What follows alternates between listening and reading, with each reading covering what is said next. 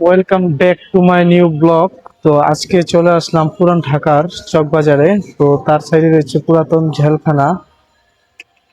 তো ঢাকার ভিতরে সব থেকে ব্যস্ততম শহরের এক বুকের প্রাণকেন্দ্রে রয়েছে এক সুন্দর একটা পার্ক, যেটার কাজ এখনো শেষ হয়নি। তো এটার কাজ রয়েছে চলমান। তো এই পার্কটায় রয়েছে এখানে একটা ফুটবল খেলার মাঠ, পরে সামনে আরো রয়েছে আপনার বাচ্চাদের জন্য বিনোদন কেন্দ্র। তো এই পার্কটায় বেসিক্যালি আপনার ঐতিহ্যকে তুলে ধরার জন্য নতুন করে রিপ্রেজেন্ট করা হচ্ছে মানুষের কাছে। তো এই যে দেখুন, পার্কটার ভিতরে বিভিন্ন অ্যাকোরিয়ামের সৌন্দর্য কাজ চলছে। তো সামনে রয়েছে সুন্দর একটা পুকুর, মানে আসলেই মানে অবিশ্বাস্য, খুবই সুন্দর।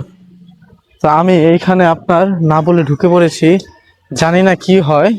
অ্যান্ড চারো সাইডটাই রয়েছে সিসি ক্যামেরা। তো অবিশ্বাস্য হলো, জায়গাটা খুবই সুন্দর। সামনে রয়েছে একটা পুকুর। তো মানে ঢাকার বুকে অবিশ্বাস্য সুন্দর এই পার্কটায় বিনোদন কেন্দ্র। আরো ভিতরে অনেক কিছু রয়েছে, কিন্তু আমি আপনাদেরকে সরাসরি তা দেখাতে পারছি না, কারণ হতে পারে ভিতরে এলাও হবে কিনা, সেই জন্য আমি ভিতরে যাচ্ছি না।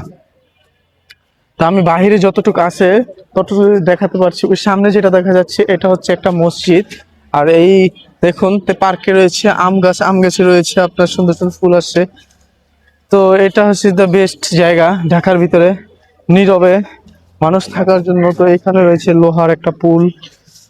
তো মানুষ এখন থেকেই কিছুটা হলেও জীবনের স্বস্তিতে থাকার জন্য এই পার্কটায় চলে আসছে।